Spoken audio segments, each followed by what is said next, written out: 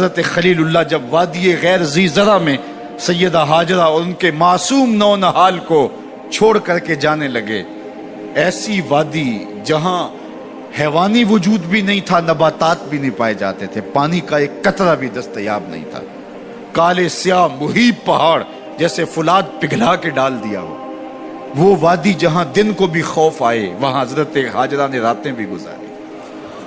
کتنا دردناک لمحہ تھا۔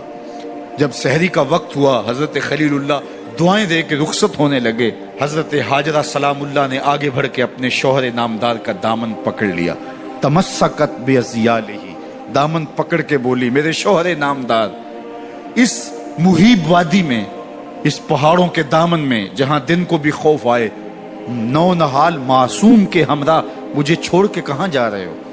حضرت خلیل اللہ نے کوئی جواب نہیں دیا۔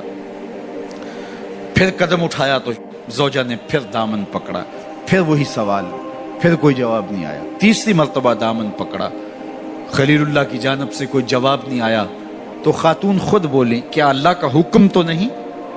تو حضرت خلیل اللہ نے کہا نعم، ہاں اسی کا حکم ہے۔ حضرت ہاجرہ نے دامن چھوڑ دیا، کہا جائیے، خیر سے جائیے، اگر اس کا حکم ہے وہ ہمیں ضائع نہیں ہونے دے گا۔ جہاں دن نہیں گزارے جا سکتے تھے پھر اس خاتون نے وہاں راتیں بھی کاٹی۔ وہ وادی جس میں وحشت بھی قدم رکھتی تھی ڈر ڈر کے، جہاں پھرتے تھے آوارہ تھپیڑے بادے سر سر کے، جہاں پر گھاس اگتی ہے، جہاں نہ پھول کھلتے ہیں، مگر وہ سرزمین ہے آسماں بھی جھک کے ملتے ہیں۔ اپنی پاک باز بیوی اور نونہال بیٹے کو چھوڑ کے حضرت خلیل اللہ دعائیں دے کے رخصت ہو گئے۔ تھوڑا سا توشہ تھا، 2-1 دن کے بعد ختم ہو گیا۔ پھر ماں کی چھاتی سے دودھ بھی خشک ہو گیا، نونہال پیاس سے تڑپنے لگا۔ ماں تو پھر ماں ہوتی ہے، تڑپتی ہوئی ممتا کا دل بے قرار ہوا۔ ایک پتھر کے سائے میں معصوم اسماعیل علیہ السلام کو لٹایا اور پانی کی تلاش میں جبل صفا پہ چڑھی۔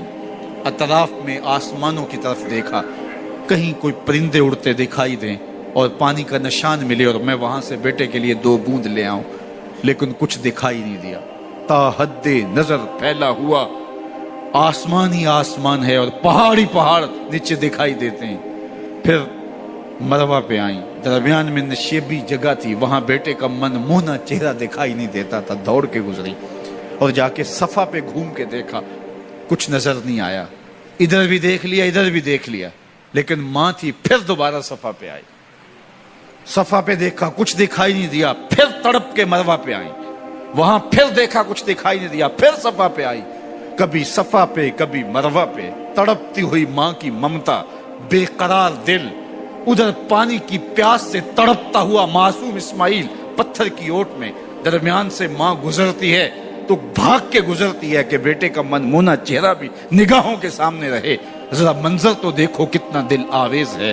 اللہ اکبر، سینوں میں پتے پانی ہو جائیں، پتھر بھی ہو تو پگھل جائے اس زہرہ گداز داستان سے، لیکن اللہ پر توکل اور ماں کی بے قراریاں، کبھی صفا پہ کبھی مروہ پہ، زبان پہ شکایت نہیں ہے۔ پھر جب مروہ پہ پہنچتی ہیں، 7 چکر مکمل ہو گئے، تو ادھر کیا دیکھا کہ معصوم اسماعیل ایڑیاں رگڑ رہا ہے۔ ماں کا دل ڈولنے لگا کہ بیٹا آخری لمحوں میں دوڑی کہ بیٹے کو جا کے اپنی چھاتی سے چمٹاؤں، ہو سکتا ہے 2 قطرے دودھ کے اس کی زندگی کی آس بندھا دیں۔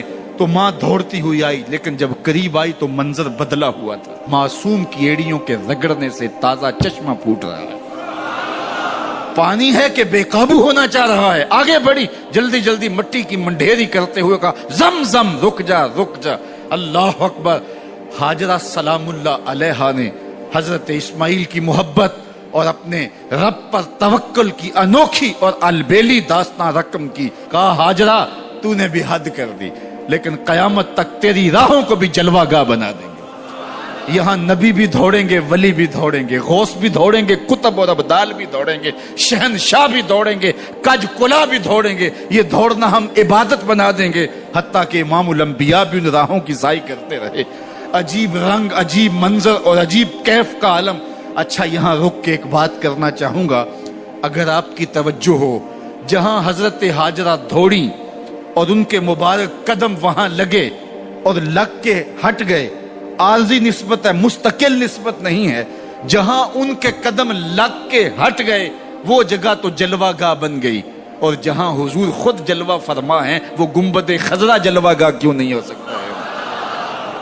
اب یہ پانی جہاں حضرت اسماعیل کے قدم لگے، یہ پانی دنیا کا عظیم ترین پانی ہے، اور پھر اس کا پروٹوکول یہ ہے اس کو کھڑے ہو کے پیا جاتا ہے. یار یہاں بھی روک کے ایک بات کہہ دوں، حضرت اسماعیل کے قدموں کو چھونے والے پانی کا پروٹوکول ہے کہ اس کے لیے کھڑے ہو جائیں، اور حضرت اسماعیل مسجد اقصی میں جس کے پیچھے کھڑے ہو کے نماز پڑھتے ہیں اس امام کے لیے کھڑے ہو کے مصطفیٰ جان رحمت پہ لاکھوں سلام پڑھ لیں تو اس میں شرک کہاں سے آ جائے گا؟